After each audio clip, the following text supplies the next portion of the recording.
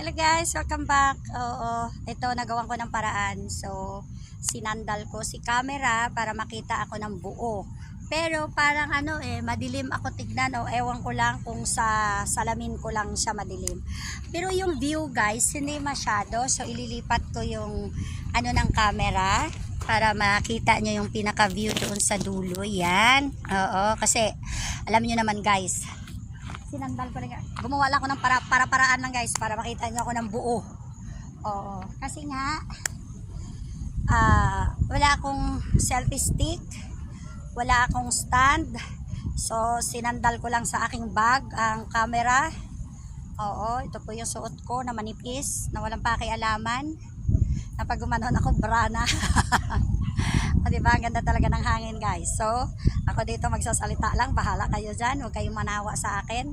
Basta ako natutuwa talaga sa lugar na to, kaya paulit-ulit ako magbe-video dito dahil napaka fresh air po.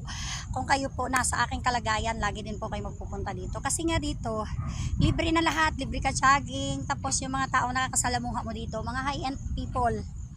Walang marites dito guys, oo. Mga high-end people na talagang minsan makakausap mo sila about business, makakausap mo sila about health, basta. Ganun kasi karamihan nagpupunta dito, mga doctor, lawyer, oo. Basta, may mga sinasabi na profession ang mga taong nakikilala ko dito. Kasi unang-una kaya ako nagpupunta dito dahil para to meet other people. Saka para ma-explore ang mga bagay-bagay sa buhay. Oo. So sana, pag natapos itong video na to, maganda ang kakahinatnan, hindi siya madilim. Para hindi kayo manawa. So iikot ko ulit si camera para another view naman ang inyong makita. No. Dito.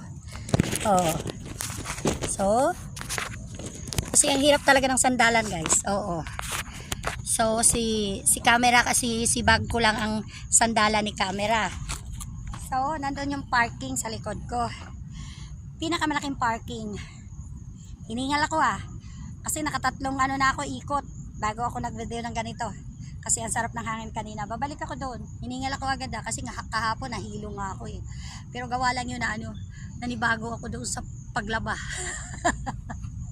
Ang hirap ng hindi sanay oo ganun, kaya kahapon nahilo ko pero ngayon okay na ako. Kaya nga ako lumabas at naglakad-lakad para mabalance ang mga bagay-bagay sa buhay. Di ba guys, ang ganda talaga dito. So, bahala kayo guys, tumingin. Doon po yung parking. Oh. So, napakaganda po. O di ba? Napakaganda ng aking background. Yun po yung harap ko po ay parking.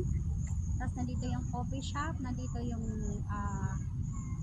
tawag dito, cocktail bar na may mga Italian food dyan na ma-order. Yung 64 po. So, lalakad lang ulit ako ng mga ilang ikot kasi paikot-ikot lang naman yan bago ako umuwi. Oo, malapit lang to sa bahay, 15 minutes driving lang. Okay guys. Magbababay na ako at na siya. Magbababay na ako kahit paano kasi naka 3 minutes na siya.